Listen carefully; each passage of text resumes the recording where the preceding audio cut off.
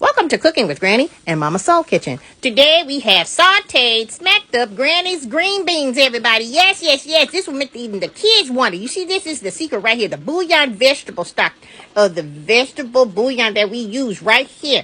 This is the secret right here. Then I usually add a little garlic at the end of, depends on, what we want to spice it up a little bit better to make it have a little power to it. But I'm going to tell you, this right here is the best thing at any holiday table. Any function, any potluck, whatever, is never going to be any green beans left. People at the church always say, "What's in that?" I said, "None of your business."